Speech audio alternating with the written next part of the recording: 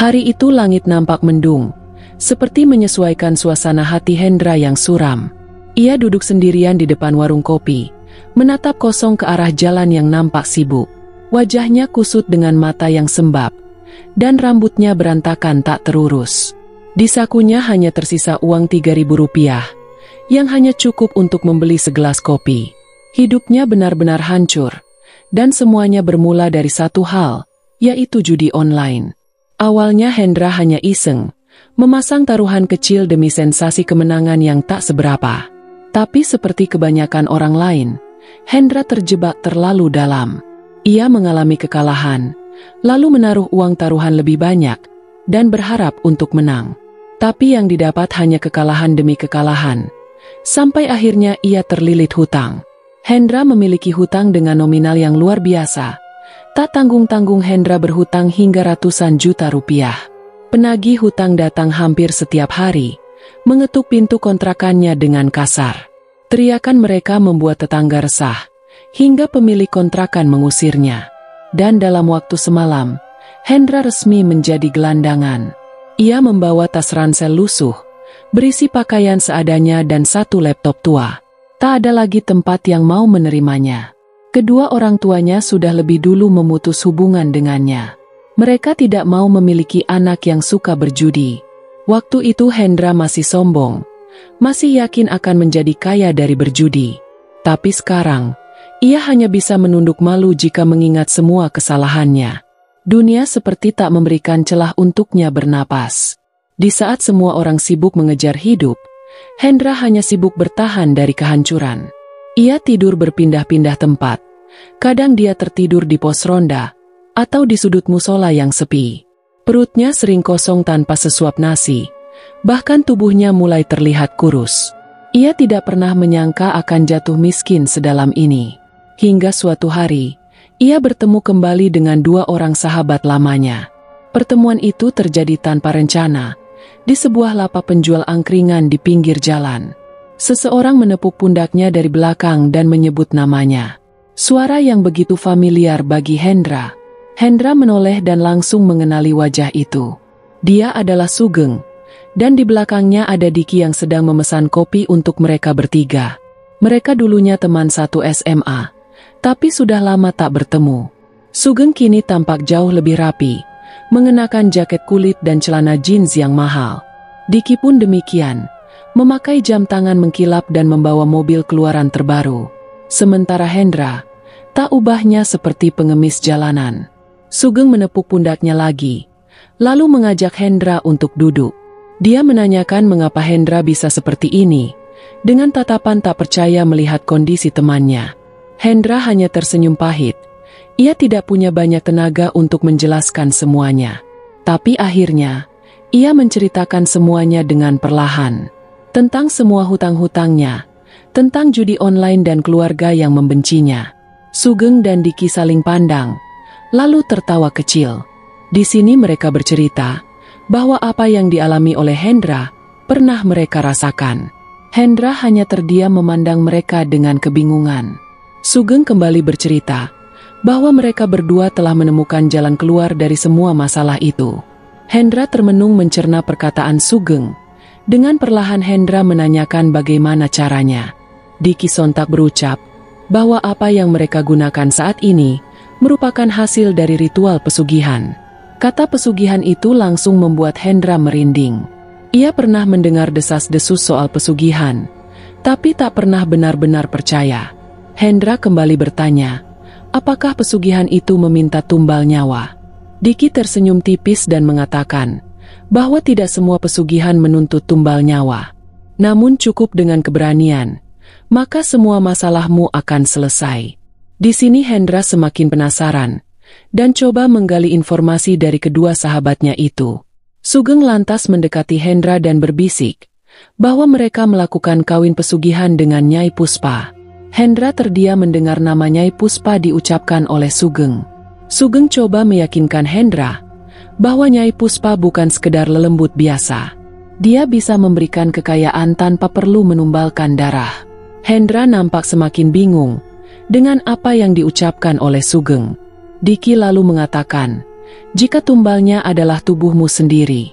Sugeng menghembuskan nafas panjang, lalu bersandar lebih dekat dan berkata, bahwa syaratnya hanya satu, yaitu bersedia menyatu dengan Nyai, atau menjadi suami, dan melayani sang Nyai di malam-malam tertentu. Kata-kata itu membuat Hendra ingin tertawa, tapi ada bagian dari dirinya yang justru tertarik. Bayangan dari kekayaan, uang yang melimpah, rumah dan mobil mewah, kini menghiasi pikiran Hendra. Semua itu ada di depan matanya, dan Sugeng bersama Diki adalah buktinya. Hendra menunduk perlahan, batinnya sedang berperang hebat memikirkan semua itu. Namun di satu sisi ia merasa takut, tapi di sisi lain hidupnya telah hancur. Lantas apalagi yang harus Hendra pertahankan? Dengan nada pelan Hendra bertanya, bagaimana cara melakukan pesugihan itu? Sugeng dan Diki kembali tersenyum lalu mengatakan, kita harus bertemu dengan Abah Darmo, karena dialah perantara antara kita dengan Nyai Puspa. Malam itu mereka bertiga duduk lebih lama dari biasanya. Hendra mendengarkan cerita demi cerita tentang ritual, tentang tempat di mana Nyai Puspa biasa ditemui, tentang malam-malam di mana mereka harus melayani makhluk halus itu.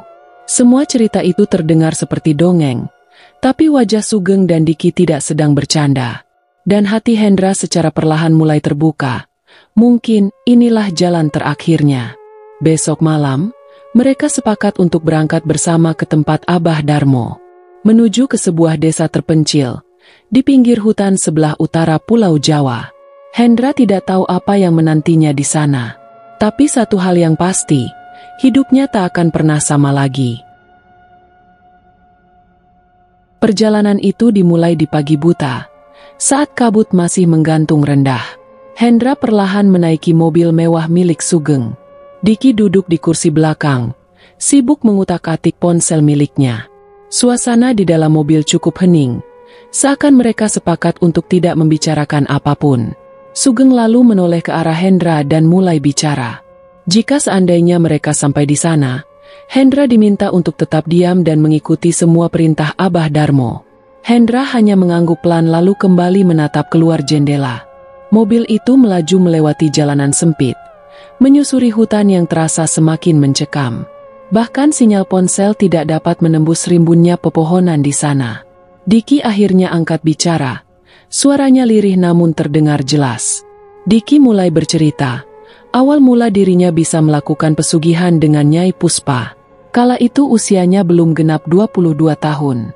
Hendra menoleh cepat seakan tidak percaya bahwa mereka berdua sudah melakukan pesugihan ini selama bertahun-tahun. Sugeng tertawa pelan. Suara tawanya seperti menertawakan ekspresi wajah Hendra. Sugeng menambahkan jika kunjungannya ke rumah Abah Darmo sudah dia lakukan sebanyak ratusan kali. Diki ikut menimpali, jika mereka memang sudah lama melakukan pesugihan. Namun baru kali ini mengajak Hendra, karena Hendra sendiri yang memintanya. Hendra terkejut, mengingat kejadian semalam di warung kopi. Ketika ia dengan suara gemetar bertanya soal pesugihan, Sugeng melihat sekilas, dan tatapannya berubah menjadi lebih tajam. Pesugihan bukan hal yang bisa dijalankan oleh orang biasa.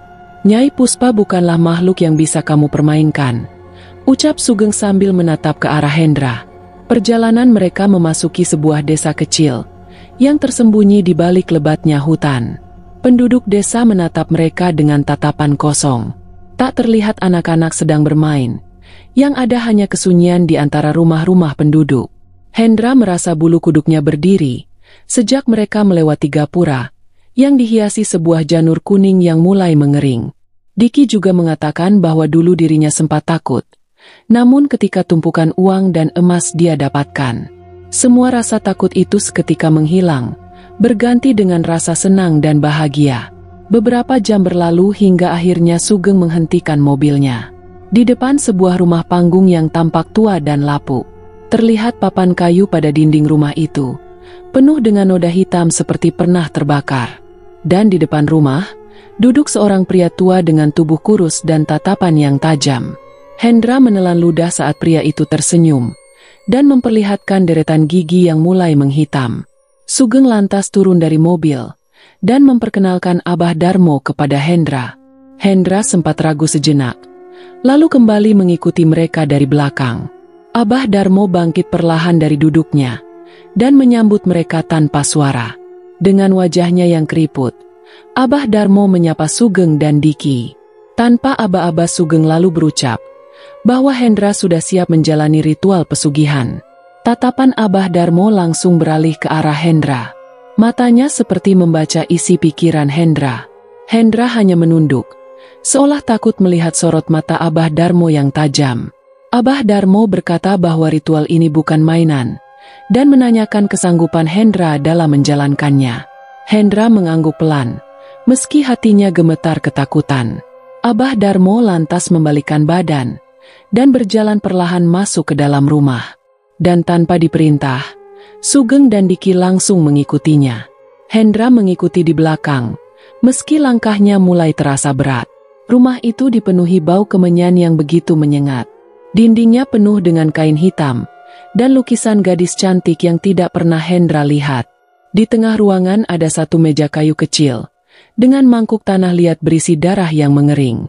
Kalau kamu memang siap, kamu harus ikuti semua syaratnya, ujar Abah Darmo sambil duduk bersila di depan meja kayu. Hendra ikut duduk, jantungnya berdebar tak karuan. Sugeng dan Diki duduk di sisi kiri dan kanan Abah Darmo, seperti posisi yang sudah biasa mereka lakukan. Abah Darmo membuka sebuah gulungan kain, dan memperlihatkan rambut panjang yang telah mengering. Inilah rambut Nyai Puspa, sebagian dari dirinya yang ditinggalkan di dunia manusia. Hendra menatap rambut itu dengan ngeri. Bau anyir dan amis tercium dari gulungan kain tersebut. Ritual akan dilakukan di malam Jumat Kliwon, dan hanya kau yang akan ikut, ucap Abah Darmo. Hendra menatap Sugeng dan Diki, berharap ada yang ikut menemaninya. Tapi mereka hanya menatap balik tanpa mengucapkan apapun.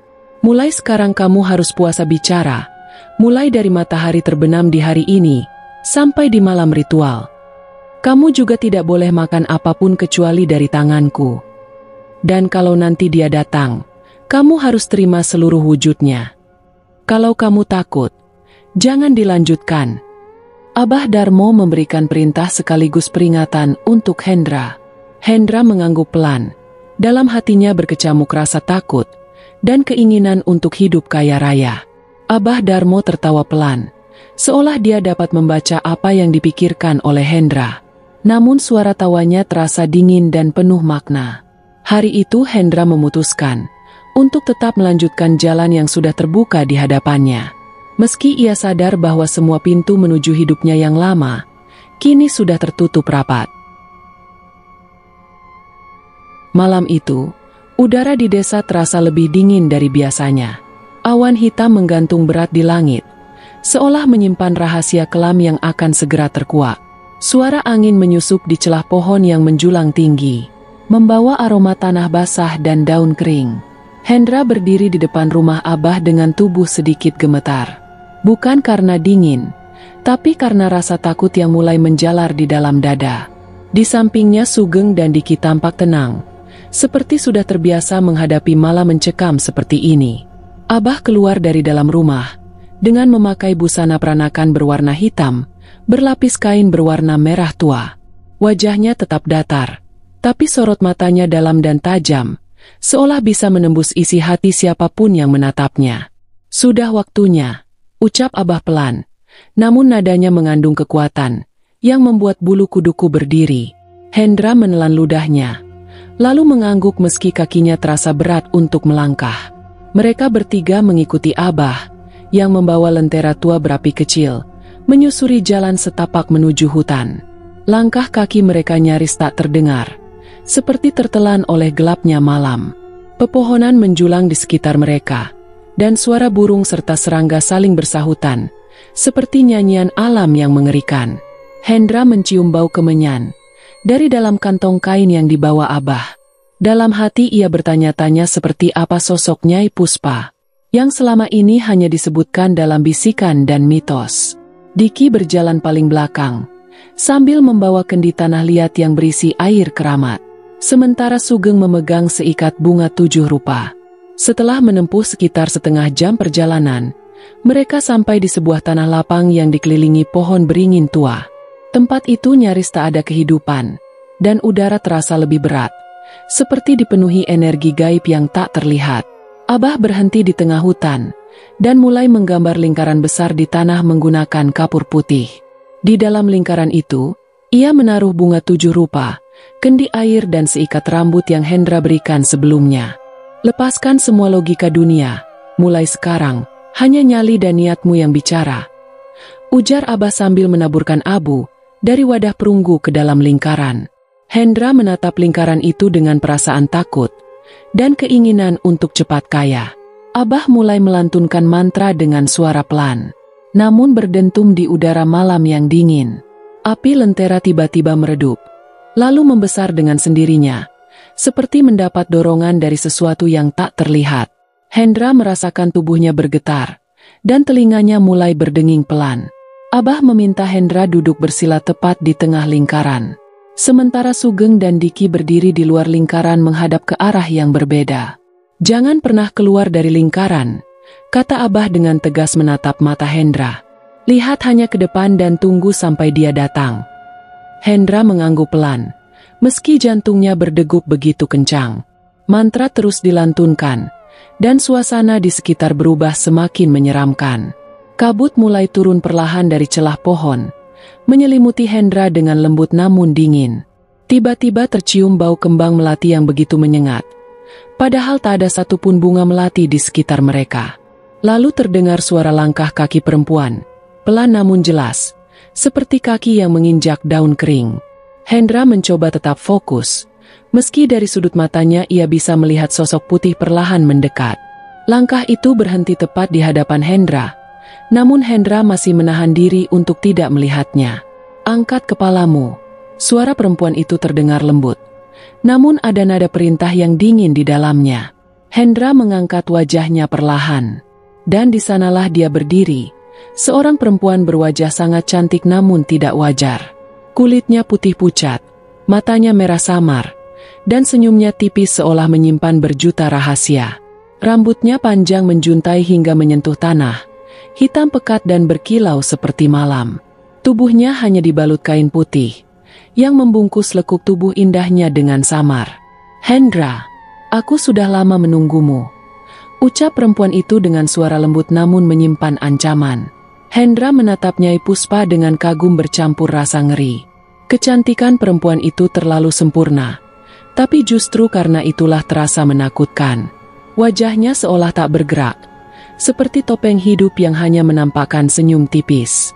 Tatapannya menusuk ke dalam hati, membuat Hendra merasa ketakutan. "Kenapa diam saja?"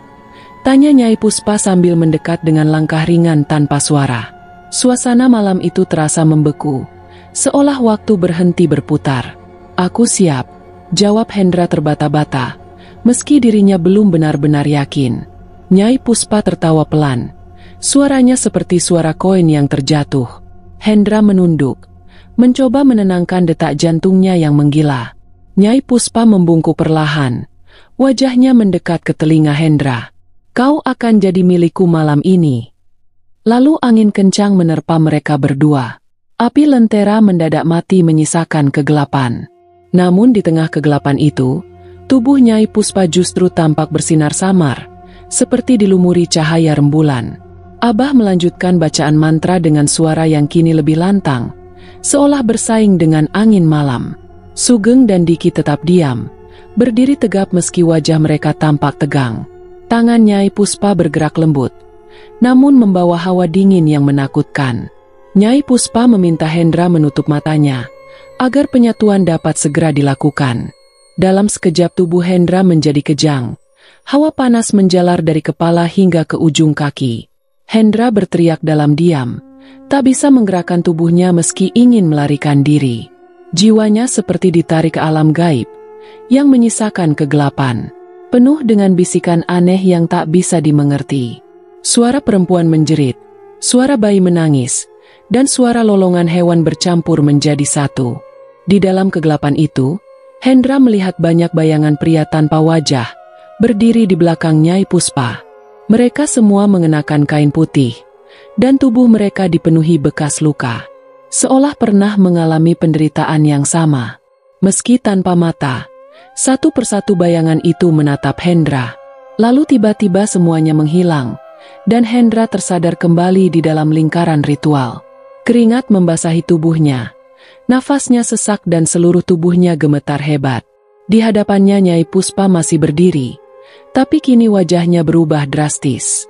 Matanya menjadi hitam pekat, lidahnya menjulur panjang dengan kulit wajah seperti ular. Tubuhnya membesar dan membentuk bayangan raksasa di belakangnya. Namun suara yang keluar dari mulutnya tetap lembut dan memikat. Ikatan telah terbentuk, tubuh dan jiwamu kini milikku. Petir menyambar di kejauhan, diiringi suara pohon tumbang yang entah berasal dari mana. Hendra masih terpaku, dia tak mampu bicara, hanya bisa mengangguk pelan. Nyai Puspa perlahan mundur, tubuhnya mulai memudar seperti asap yang diterpa angin. Dalam hitungan detik ia lenyap begitu saja, meninggalkan aroma melati yang kini menusuk lebih tajam. Abah mengakhiri mantra dengan satu hentakan ke tanah. Api lentera menyala kembali, menerangi wajah-wajah lelah yang kini mulai tenang. Selamat datang di kehidupan barumu Hendra, ujar Abah sambil membantu Hendra berdiri. Apa yang kau rasakan tadi, hanyalah awal dari semua ini. Hendra masih bingung, tapi di dalam hatinya tumbuh semacam keyakinan aneh. Keyakinan bahwa jalan ini memang jalan yang kelam, tapi juga jalan yang akan membawa kekayaan dan kekuasaan. Diki dan Sugeng menepuk pundaknya dengan senyum tipis. Mereka tahu apa yang baru saja dialami Hendra. Dan mereka tahu, lelaki itu kini sudah terikat dengan Nyai Puspa untuk selamanya. Hidup Hendra berubah drastis sejak malam itu. Ritual yang ia jalani di tengah hutan, seakan membuka gerbang, menuju dunia yang tak pernah ia bayangkan sebelumnya. Saat pagi setelah menjalani ritual, tubuh Hendra terasa lebih ringan. Seolah beban hidupnya selama ini, telah lenyap ditelan bumi. Sugeng dan Diki menyambutnya dengan senyum puas, seperti dua kakak senior yang baru saja menyambut anggota baru. Mereka kembali ke rumah Abah, dan Hendra disarankan untuk segera pulang ke kota. Rezekimu bakal datang dalam waktu dekat. Tapi ingat jaga sikapmu, dan jangan pernah melupakan perjanjian itu, ucap Abah sebelum mereka berangkat. Perjalanan pulang ke kota terasa berbeda bagi Hendra. Hatinya tak lagi dipenuhi rasa takut atau cemas, melainkan rasa percaya diri dan semacam kekuatan yang tak bisa dijelaskan. Dan benar saja, hanya dalam waktu 1 minggu, Hendra menerima telepon dari seseorang yang menawarkan kerjasama bisnis dalam jumlah besar. Orang itu adalah teman lama, yang dulu menolaknya mentah-mentah saat ia terjerat hutang. Kini orang itu bahkan rela menanamkan modal ratusan juta, hanya bermodalkan kepercayaan. Tanpa pikir panjang Hendra menerima tawaran itu. Ia membuka usaha ekspedisi bersama orang tersebut, dan dalam waktu kurang dari 2 bulan, bisnis mereka meroket. Uang datang begitu mudah, seperti air yang mengalir tanpa henti. Hendra membeli rumah mewah di pinggiran kota, dengan arsitektur bergaya Eropa. Ia juga membeli mobil SUV terbaru, lengkap dengan segala kemewahan, yang dulu hanya bisa ia impikan. Setiap malam ia tidur di kamar ber-AC, dengan kasur empuk dan televisi layar lebar, terpajang di depan ranjang.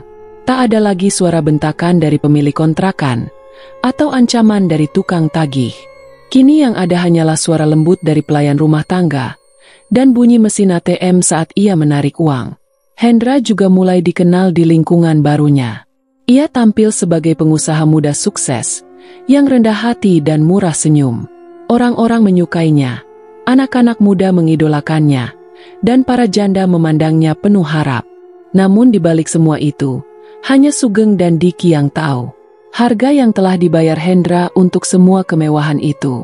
Mereka sesekali bertemu di sebuah kafe, berbicara pelan sambil meneguk secangkir kopi. Nyai Puspa sudah memilihmu, sekarang kamu bagian dari kami, ucap Diki sambil tertawa. Hendra hanya mengangguk, tak berani bertanya lebih jauh. Walau hidupnya berubah drastis, namun bayang-bayang malam ritual itu masih sering mengganggunya di dalam mimpi.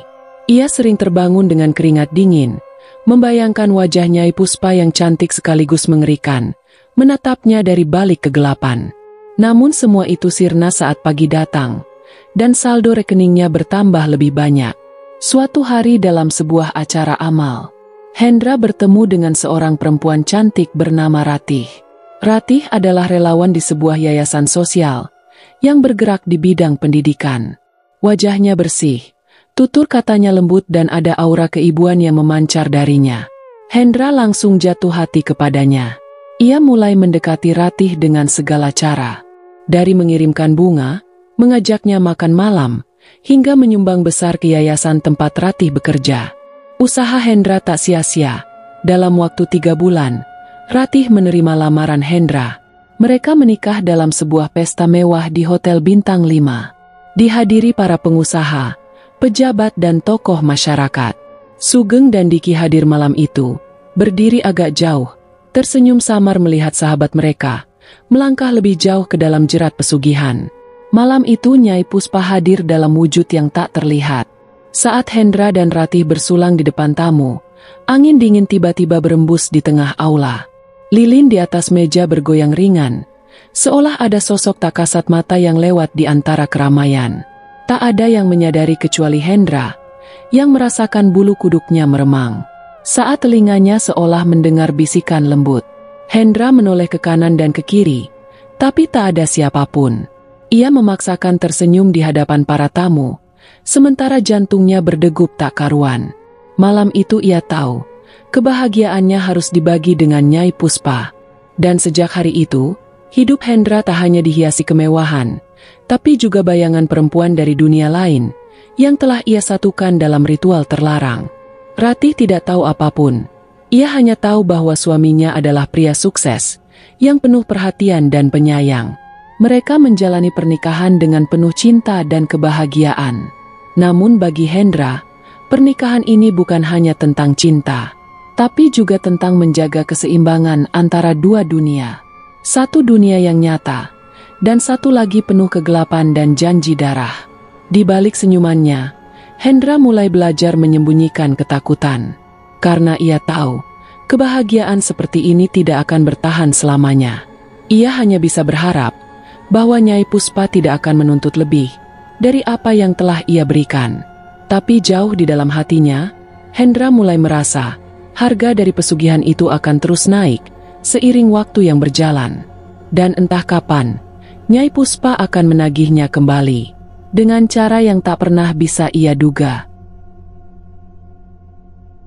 Malam itu, Diki duduk sendirian di balkon lantai 2 rumahnya. Matanya kosong menatap gelapnya langit, seakan mencari jawaban di antara bintang yang tertutup awan. Asap rokok mengepul dari bibirnya, tapi tangannya gemetar seperti orang kedinginan. Sudah 3 malam berturut-turut ia tidak bisa tidur dengan tenang. Bukan karena bisnisnya yang terganggu, bukan pula karena masalah keuangan. Ada sesuatu yang lebih dalam dan tidak bisa dijelaskan dengan logika. Bayangan seorang perempuan berambut panjang selalu muncul dalam mimpinya. Perempuan itu mengenakan kebaya merah darah dan tersenyum manis. Tapi senyuman itu lebih menyerupai ejekan yang menyakitkan. Setiap kali Diki memejamkan mata, wajah perempuan itu muncul lebih dekat. Dan malam ini, ia bahkan mendengar suara tawa perempuan itu, meski dalam kondisi sadar. Tawa pelan yang menggema, seperti berasal dari sudut rumah yang tidak terjamah cahaya. Diki mencengkeram gagang kursi dengan kuat. Tubuhnya mulai berkeringat dingin. Ia berdiri dengan cepat masuk ke dalam rumah dan mengunci semua pintu serta jendela. Tapi suara tawa itu masih terdengar, bahkan semakin jelas dan mengerikan. Ia menutup telinga dengan kedua tangan, berusaha mengusir suara itu dari pikirannya. Namun suara itu justru tertawa lebih keras, yang kini terdengar dari balik pintu kamar. Dengan perlahan Diki memberanikan diri membuka pintu. Begitu pintu terbuka, udara dingin menyergap wajahnya. Dan di sana, di ujung ranjang berdiri sosok perempuan dengan wajah pucat dan mata hitam legam. Bibir perempuan itu bergerak, mengucapkan kata yang membuat jantung Diki seakan berhenti berdetak. Diki menjerit dan membanting pintu, lalu berlari turun ke lantai dasar. Ia mengambil kunci mobil dan keluar dari rumah. Mesin mobil dinyalakan dengan cepat, dan ia melesat keluar dari halaman rumahnya. Langit mendung disertai angin bertiup kencang, dan jalanan terlihat basah oleh hujan yang baru saja turun. Diki mengemudi seperti orang dikejar maut. Wajahnya pucat, matanya liar melihat ke kaca spion. Tapi suara perempuan itu tetap terdengar, bahkan kini seolah dari dalam mobil. Diki menjerit sambil menghantam klakson berkali-kali. Ia memacu mobilnya lebih kencang, tak peduli pada tikungan tajam di depannya. Dan saat itulah semuanya terjadi begitu cepat. Mobil Diki menabrak truk, dan terguling beberapa kali, sebelum menghantam pohon besar di pinggir jalan. Bunyi dentuman keras memecah kesunyian malam. Warga sekitar yang mendengar suara itu, segera berlari ke lokasi kecelakaan. Mereka menemukan sebuah mobil mewah hancur tak berbentuk. Di dalam mobil, tubuh Diki terjepit di balik kemudi, dengan mata terbuka lebar penuh ketakutan. Mulutnya terbuka seakan ingin menjerit, tapi tak ada suara yang keluar. Kondisi tubuhnya sulit untuk dijelaskan, tapi yang paling mencolok adalah ekspresi wajahnya, seperti habis melihat sesuatu yang mengerikan. Beberapa warga bercerita bahwa sebelum kecelakaan terjadi, mereka sempat melihat Diki seperti orang kesurupan saat mengemudi. Ada yang bersumpah melihat sosok perempuan duduk di jok belakang mobil, padahal mobil itu seharusnya kosong. Kabar kematian Diki menyebar cepat, terutama ke telinga Hendra dan Sugeng. Hendra terkejut saat mendengar berita itu dari pesan singkat di ponselnya. Ia langsung menghubungi Sugeng, yang rupanya sudah tahu kabar duka tersebut. Mereka berdua sepakat untuk tidak banyak bicara di telepon. Hanya satu kata yang mereka sepakati, yaitu menemui Abah. Hari itu Hendra dan Sugeng pergi ke rumah Abah. Perjalanan terasa lebih mencekam dari sebelumnya, karena pikiran mereka dipenuhi oleh wajah Diki yang mati mengerikan. Sesampainya di rumah Abah, mereka disambut suasana rumah yang lebih gelap dari biasanya. Abah sudah duduk di depan rumah, seperti sedang menunggu mereka datang. Wajahnya datar tanpa ekspresi, tatapan matanya tajam, seolah menembus isi hati mereka. Diki sudah dipanggil, ucap Abah sebelum Hendra bertanya. Sugeng hanya terdiam dan Hendra mencoba menahan rasa takut di hatinya. Perjanjian harus ditepati, ucap Abah sambil mengisap rokok yang hampir habis. Lalu kami bagaimana? Tanya Sugeng dengan suaranya yang parau. Abah menatap mereka satu persatu. Selama kalian taat, maka kalian akan aman, jawabnya datar. Tapi jika lalai, kalian tahu sendiri akibatnya. Hendra merasakan sesuatu yang dingin menjalar di punggungnya. Ia tahu pilihan yang mereka pilih tidak memiliki jalan kembali, dan kematian Diki adalah peringatan yang nyata. Sugeng memandangi bara rokok Abah yang hampir padam, tapi ia tak berani bicara lebih jauh. Hendra menunduk dalam, pikirannya dipenuhi pertanyaan yang tak berani ia lontarkan. Sementara angin malam menghembus pelan, membawa hawa dingin dan aroma tanah basah. Abah lalu berdiri, menghampiri tungku kecil di samping rumah, dan menambahkan kayu bakar. Api menyala perlahan, menyibak bayangan di wajah Abah, yang tampak lebih kelam dari biasanya. Nyai tidak suka jika ada yang ingkar, ucap Abah lirih namun tegas. Diki mulai lalai, dia sering menunda memberi sesaji. Dia juga sering melanggar pantangan, dengan datang ke tempat-tempat yang dilarang. Abah menatap Hendra dan Sugeng secara bergantian. Kalian masih ingat syarat utama dalam kawin pesugihan ini? Sugeng menunduk pelan dan berucap apa saja syarat-syarat itu. Abah menambahkan, jika pesugihan ini pantang dibicarakan ke sembarangan orang. Hendra menelan ludah, merasa seolah lehernya dicekik oleh dosa yang tak kasat mata. Kalau kalian masih ingin hidup, lakukan semua yang sudah disepakati. Abah kemudian menyerahkan sebuah kantong kain hitam kepada Hendra. Bulan ini giliranmu memberi persembahan.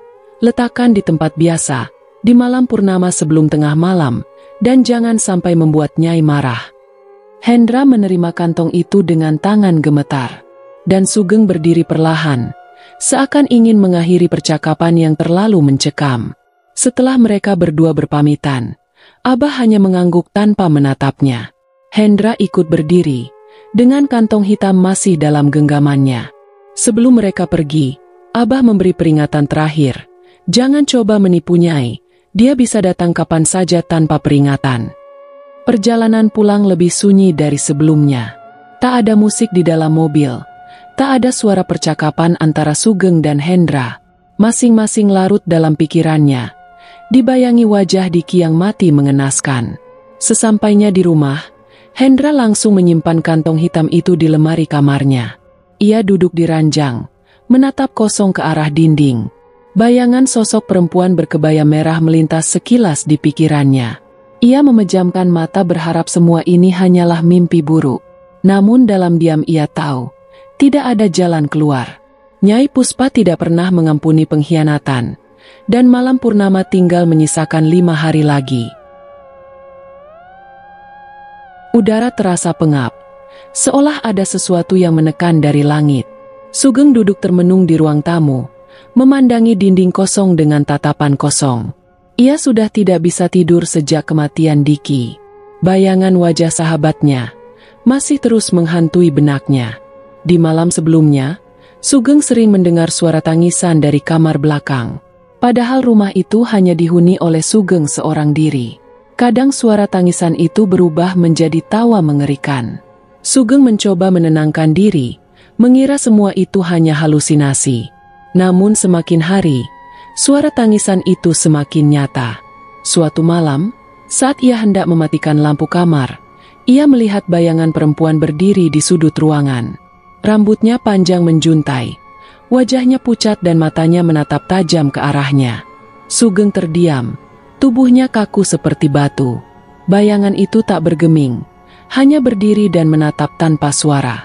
Lalu perlahan bayangan itu memudar, seolah menguap ke dalam dinding. Sugeng tidak berani tidur malam itu.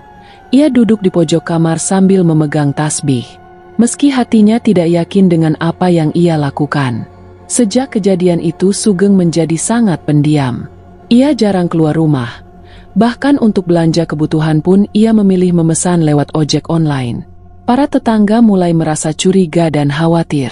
Namun setiap kali ada yang mencoba menyapanya, Sugeng hanya mengangguk dan langsung masuk ke dalam rumah. Pada suatu siang yang terik, Hendra datang tanpa memberi kabar terlebih dahulu. Ia mengetuk pintu berkali-kali, sebelum akhirnya Sugeng membuka pintu. "Ada apa denganmu? Apakah ada masalah?" tanya Hendra dengan nada penuh cemas. Sugeng hanya menatapnya tanpa ekspresi. "Ada yang harus kita bicarakan, tentang Diki dan Nyai Puspa," lanjut Hendra bicara. Sugeng tiba-tiba menutup pintu dengan keras dan mengusir Hendra dari rumahnya. Sugeng seakan tidak mau membahas apapun tentang kematian Diki. Hendra terkejut karena belum pernah melihat Sugeng setakut itu. Ia pun pergi dengan perasaan tidak enak. Di malam harinya, hujan deras mengguyur disertai petir menyambar, membuat suasana semakin mencekam. Di dalam rumah Sugeng lampu tiba-tiba mati, menyisakan kegelapan menyelimuti seluruh ruangan. Sugeng mencoba menyalakan lilin, tapi koreknya basah. Di dalam kegelapan itu terdengar suara ketukan dari jendela. Sebuah ketukan pelan namun teratur. Sugeng mendekat, mencoba mengintip dari celah gorden. Namun tak ada siapapun di luar. Saat ia membalikkan badan, sosok perempuan itu sudah berdiri di belakangnya. Wajahnya dipenuhi darah. Senyumnya lebar hingga ke telinga. Sugeng berteriak, namun suaranya seperti tertahan di tenggorokan. Ia jatuh terduduk, tubuhnya gemetar hebat. Perempuan itu mendekat pelan, seolah menari di tengah kegelapan. Sosok itu berkata bahwa Sugeng telah melupakan janjinya. Dengan suara yang menggema di seluruh ruangan, Sugeng menangis memohon ampun, tapi perempuan itu tidak peduli. Tiba-tiba ruangan dipenuhi bau menyengat seperti daging terbakar. Api muncul dari lantai, menjalar cepat ke seluruh penjuru rumah. Sugeng mencoba lari, tapi pintu dan jendela tiba-tiba terkunci. Dalam kepanikan ia berusaha memadamkan api dengan air, tapi air itu berubah menjadi darah. Jeritannya terdengar sampai ke rumah tetangga. Namun saat warga datang, rumah Sugeng sudah menjadi lautan api. Petugas pemadam datang, tapi api seolah-olah tak bisa dijinakan. Dan setelah berjam-jam berlalu akhirnya api dapat dipadamkan. Dari sisa rumah yang hangus ditemukan jasad Sugeng. Tubuhnya sangat mengenaskan, namun anehnya wajahnya masih utuh. Wajah itu membeku dalam ekspresi ketakutan yang amat sangat. Matanya terbuka lebar dengan mulut seperti sedang menjerit. Warga menjadi gempar. Mereka mulai membicarakan desas-desus tentang pesugihan. Beberapa orang mengaku pernah melihat Sugeng berjalan sendirian ke arah hutan di malam hari. Sebagian lainnya bersumpah mendengar suara perempuan menangis dari dalam rumahnya. Hendra mendengar kabar itu, segera pergi menuju ke rumah Sugeng. Namun yang ia temui hanyalah puing-puing sisa kebakaran. Tangannya gemetar saat melihat foto Sugeng yang ditemukan di antara abu. Wajah Sugeng dalam foto itu seperti berubah. Matanya merah dan senyumnya menyeringai. Hendra tahu ini bukan kematian biasa. Ia merasa waktunya semakin sempit, karena Nyai Puspa mulai menagih nyawa kepada abdinya. Hari-hari setelah kematian Sugeng, semua terasa sunyi dan berat bagi Hendra. Rumah mewah yang dulu terasa nyaman, kini berubah menjadi tempat yang menakutkan. Ratih semakin jarang berbicara, lebih sering termenung menatap keluar jendela. Perutnya yang mulai membesar membuat Hendra semakin khawatir. Apalagi kehamilan itu terasa janggal sejak awal. Setiap malam Hendra selalu bermimpi buruk. Dalam mimpinya, ia selalu melihat Nyai Puspa berdiri di pojok kamar, menatapnya dengan senyum menyeramkan. Terkadang Nyai Puspa muncul dengan tubuh berlumuran darah, dengan perut besar seperti orang yang hamil. Setiap kali Hendra terbangun tubuhnya basah oleh keringat dingin. Namun yang paling menakutkan adalah suara tawa perempuan yang sering terdengar di dalam rumah, padahal Ratih sedang tertidur. Suara itu lirih dan menggema, dan biasa terdengar dari kamar mandi, dapur dan lemari pakaian. Hendra mencoba mengabaikannya, dan meyakinkan diri bahwa semua itu hanya halusinasi. Namun malam itu, ketakutannya berubah menjadi nyata. Ratih yang sedang tidur tiba-tiba duduk dengan mata terbuka lebar. Wajahnya kosong. Matanya tak berkedip menatap langit-langit kamar. Tubuhnya kaku, dan dari mulutnya keluar suara berat yang bukan milik Ratih. Waktumu hampir habis. Aku datang untuk menagih janji. Suara itu lembut namun begitu mengerikan. Hendra terbangun dari ranjang, menatap Ratih dengan tatapan tak percaya. Hendra coba membangunkan Ratih, namun Ratih tak menjawab. Ia hanya mengangkat tangannya perlahan, menunjuk ke sudut kamar yang gelap. Hendra lalu menoleh dan melihat sosok perempuan bergaun merah berdiri di sana. Wajahnya pucat dan matanya hitam pekat, dengan rambut panjang menjuntai ke lantai. Itu adalah Nyai Puspa. Hendra berteriak tapi tak ada suara yang keluar dari mulutnya. Seluruh tubuhnya membeku tak bisa dia gerakan. Sementara itu, Nyai Puspa berjalan perlahan mendekatinya. Sudah banyak yang aku berikan kepadamu. Kini giliranmu menepati janji. Napas Hendra tercekik. Ia ingat dengan jelas kata-kata Abah, bahwa suatu saat Nyai Puspa akan menagih. Namun ia tak menyangka waktunya secepat ini. Ratih tiba-tiba menangis. Air matanya mengalir deras, namun bola matanya tidak ada. Hendra jatuh terduduk karena panik. Tak tahu harus berbuat apa.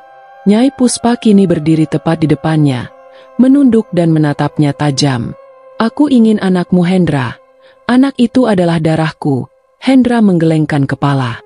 Mencoba untuk mundur namun kakinya terasa lemas.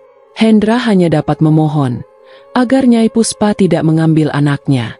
Nyai Puspa tersenyum sinis. Anak itu bukan milikmu. Dia milikku sejak malam kau datang ke hutan itu. Ratih menggeliat tubuhnya kejang, dan dari mulutnya keluar suara seperti binatang. Lampu kamar berkedip lalu mati total. Kegelapan menyelimuti ruangan. Hanya tersisa suara tangisan Ratih dan tawa Nyai Puspa. Hendra merangkak ke arah istrinya, mencoba untuk memeluknya. Namun tubuh Ratih panas dan bergetar hebat. Tiba-tiba perut Ratih bergerak-gerak sendiri, seperti ada sesuatu yang meronta dari dalam rahimnya. Hendra berteriak sejadi-jadinya. Pintu kamar terbuka dengan sendirinya. Angin kencang masuk menerpa keduanya. Nyai Puspa menghilang seketika. Diikuti tubuh Ratih ambruk tak sadarkan diri. Hendra mengguncang tubuh istrinya, menangis sambil memanggil namanya. Namun Ratih tak menjawab. Ia pingsan dengan tubuh berkeringat dan wajah penuh ketakutan. Hendra mengangkat tubuh Ratih ke mobil dan membawanya ke rumah sakit. Sepanjang perjalanan ia merasa ada yang mengikutinya. Sosok bayangan merah muncul di kaca spion. Namun setiap ia menoleh ke belakang, tak ada siapapun di sana. Ratih akhirnya dirawat di rumah sakit. Dokter mengatakan kehamilannya sehat, namun mental Ratih terganggu. Hendra tak bisa menceritakan semuanya kepada dokter. Siapa yang akan percaya bahwa istrinya dirasuki oleh makhluk pesugihan? Malam itu Hendra duduk sendirian di ruang tunggu rumah sakit. Pikirannya kacau dan hatinya cemas memikirkan kematian. Ia tahu ini baru awal dari teror Nyai Puspa. Janji pesugihan yang ia buat telah menuntut harga yang lebih besar dari yang bisa ia bayangkan.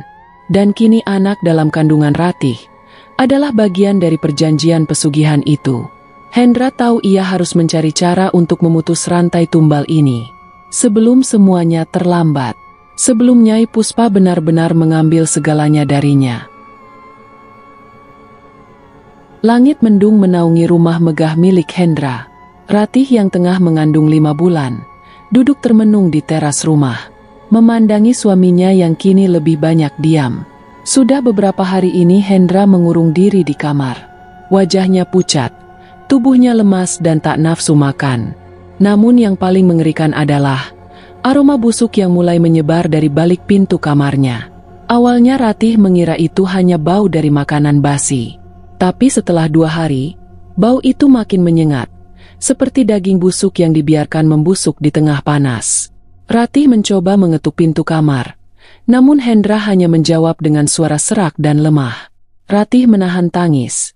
Ia tahu ada yang tidak beres, karena semalam ia mendengar suara bisikan dari dalam kamar. Bisikan itu seperti suara perempuan yang memanggil nama Hendra berulang kali. Suara begitu menyeramkan, hingga membuat Ratih tak bisa tidur semalaman. Ia bahkan sempat melihat bayangan hitam berdiri di sudut kamarnya. Bayangan itu tinggi dan samar, tapi jelas bukanlah manusia. Keesokan harinya, Ratih memanggil seorang dukun kampung bernama Marni. Marni datang dengan membawa segenggam bunga dan segelas air putih. Saat Marni memasuki kamar Hendra, ia langsung menutup hidungnya. "Ini bukan bau sembarangan, ini bau kematian," ucap Marni lirih. Hendra terbaring di atas ranjang dengan tubuh menggigil. Kulitnya penuh bisul bernanah, bahkan sebagian bisul itu pecah, mengeluarkan cairan kuning kehijauan yang lengket dan berbau anyir. Matanya tampak cekung dan rambutnya mulai rontok. Marni membacakan doa sambil memercikan air putih ke tubuh Hendra. Namun tubuh Hendra malah kejang. Ia menjerit kesakitan, lalu memuntahkan cairan hitam dari mulutnya. "Dia sudah mengikat janji. Ini bukan penyakit biasa," ucap Marni dengan wajah serius. "Janji apa? Apakah bisa disembuhkan?" tanya Ratih sambil menangis. Marni menggelengkan kepala secara perlahan.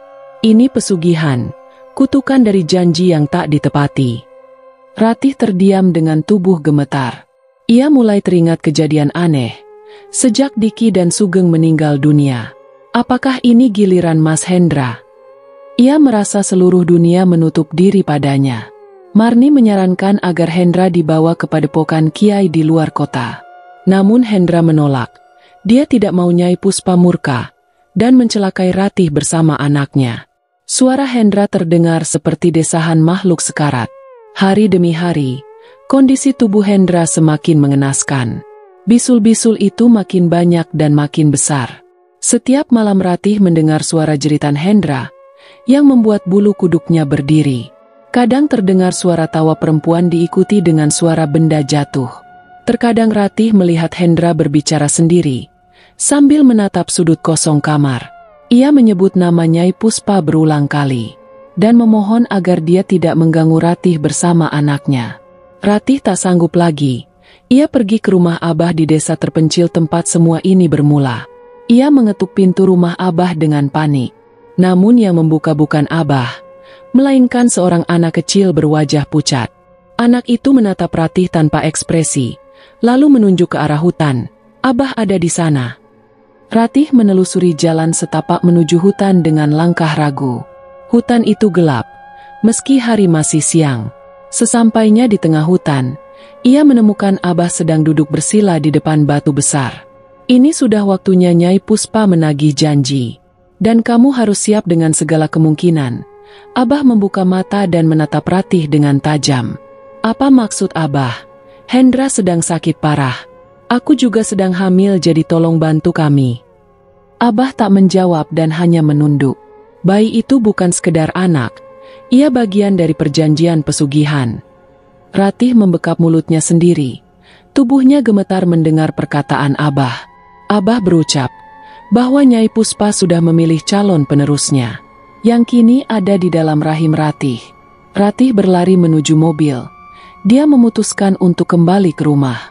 Namun saat ia tiba, rumah itu sudah dikelilingi kabut tebal. Langkah Ratih tersendat di depan pintu. Ia mencium bau busuk lebih menyengat dari sebelumnya. Tangannya gemetar saat memutar gagang pintu. Dan pintu kamar terbuka perlahan, di dalamnya Hendra terbaring setengah sadar dengan tubuh membusuk. Lalat beterbangan di sekitarnya. Cairan kuning menetes dari sekujur tubuh Hendra. Ratih menjerit histeris dan jatuh pingsan. Hendra masih bernapas, meski hidupnya tinggal menunggu waktu. Dan bayangan Nyai Puspa makin sering terlihat di sekitar rumah. Menyeringai di balik kaca, menari pelan di ujung lorong dengan terus semakin dekat. Tubuh Hendra semakin membusuk dari hari ke hari. Bisul bernanah di sekujur badannya, kini menghitam dan mengeluarkan bau busuk yang menusuk. Kulitnya mengelupas dan dagingnya sangat mengerikan untuk dijelaskan. Ratih tidak lagi sanggup mendekat apalagi tidur sekamar. Ia memindahkan tempat tidurnya ke ruang tamu, jauh dari kamar utama. Tetangga sekitar sudah enggan menyapa, bahkan beberapa pindah rumah sementara, karena tak tahan dengan bau busuk dari rumah Hendra. Setiap malam suara rintihan dan teriakan minta tolong terdengar dari dalam kamar. Namun tak ada yang berani mendekat, apalagi membantu. Semuanya tahu ini bukan penyakit biasa. Ratih hanya bisa menangis dalam diam, mengurung diri sambil membaca doa yang diajarkan ibunya dulu. Beberapa kali ia mencoba menghubungi dukun, kiai bahkan pendeta. Tapi tak satu pun sanggup masuk ke rumah mereka. Semua merasa ada sesuatu yang lebih kuat dari sekedar ilmu manusia. Hendra seperti hidup di antara dua dunia. Kadang ia berteriak menyebut nama Nyai Puspa. Kadang ia tertawa sendiri lalu menangis sejadi-jadinya. Tubuhnya semakin kurus. Hanya tinggal kulit membungkus tulangnya. Namun anehnya ia belum juga mati. Seolah-olah ada kekuatan yang menahannya agar terus merasakan penderitaan. Malam itu Ratih mendengar suara pintu kamar terbuka sendiri. Ia mengintip dari balik tirai dan melihat sosok perempuan berambut panjang masuk ke dalam kamar. Ratih tak bisa bergerak, tubuhnya kaku, dengan napas tercekik. Ia tahu itu bukan manusia. Suara Hendra berteriak lirih memohon ampun kepada Nyai. Lalu terdengar suara tawa mengerikan yang menggetarkan seluruh rumah. Keesokan harinya Ratih memberanikan diri membuka pintu kamar. Ia menemukan Hendra dalam keadaan sudah tidak bernyawa. Matanya melotot, mulutnya terbuka seolah sedang berteriak ketakutan. Tubuhnya menghitam dan belatung merayap keluar dari telinganya. Ratih menjerit histeris hingga pingsan. Warga berdatangan, tapi banyak yang tak berani masuk. Hingga akhirnya 3 orang warga berani mengangkat jasad Hendra dengan menggunakan kain basah dan menutup seluruh tubuhnya. Namun saat jenazah hendak dimandikan, kejadian aneh terjadi. Air yang disiramkan ke tubuh Hendra mendidih sendiri. Wajahnya tiba-tiba tersenyum aneh di tengah proses pemandian. Orang-orang yang menyaksikan kabur ketakutan. Salah satu penggali kubur pingsan setelah melihat bayangan perempuan berbaju merah duduk di atas pusara yang baru digali. Proses penguburan berlangsung cepat dan tanpa doa panjang. Banyak warga yang hanya menonton dari kejauhan. Usai dikuburkan, terdengar suara tangisan dari arah makam Hendra. Dan malam itu, satu kampung tak ada yang berani keluar rumah. Karena suara langkah kaki tanpa rupa terdengar mengelilingi rumah warga hingga menjelang subuh. Desa kembali diselimuti mendung kelabu, seperti pertanda bahwa kutukan belum berakhir. Warga yang semula heboh dengan kematian Hendra mulai kembali pada rutinitasnya. Tapi kabar tentang pesugihan kembali menguat. Desas-desus bahwa Ratih tengah hamil tua membuat beberapa orang semakin cemas. Tak sedikit warga percaya bahwa anak dalam kandungan Ratih bukanlah anak biasa. Beberapa orang tua bahkan melarang anak-anak mereka mendekati rumah Ratih. Mereka bilang, ada sesuatu yang berbeda dari cahaya di rumah itu setiap malam. Kadang redup, kadang berkedap-kedip seperti api kecil yang menari. Ratih sendiri jarang keluar rumah sejak kematian Hendra. Perutnya semakin membesar, tapi wajahnya semakin tirus, dan mata yang sayu seperti menyimpan ketakutan mendalam. Ia sering melamun di jendela, menatap kosong ke arah hutan yang gelap di kejauhan. Suatu malam terdengar suara tangis bayi dari dalam rumah Ratih. Namun tak ada yang tahu pasti kapan proses kelahiran itu terjadi. Ratih tak pernah membawa bayinya keluar. Yang terdengar hanya suara tangis yang lirih, dan terkadang berubah menjadi rengekan aneh, seperti suara perempuan dewasa yang menangis. Beberapa warga yang lewat mengaku melihat sosok perempuan berambut panjang, duduk di teras rumah Ratih saat tengah malam. Wajahnya tak jelas tertutup rambut, tapi tubuhnya tampak seperti membungkuk sambil menimang sesuatu. Kabar itu cepat menyebar. Dukun kampung yang pernah mencoba mengobati Hendra menolak datang ketika diminta melihat kondisi Ratih. "Aku tidak mau terlibat lebih jauh," ucap Marni, sambil menyalakan dupa dan mengunci pintu rumahnya dari dalam. Suasana desa kembali mencekam. Setiap malam angin dari arah hutan berhembus lebih dingin dari biasanya. Dan suara tawa perempuan sering terdengar di antara gemerisik daun. Tawa itu lirih tapi memanjang, seperti sedang mengejek mereka yang mendengarnya. Beberapa warga mulai percaya bahwa Nyai Puspa telah mengambil wujud baru dalam bentuk anak Ratih. Dia lahir untuk meneruskan kutukan, bisik seorang nenek tua di warung kopi.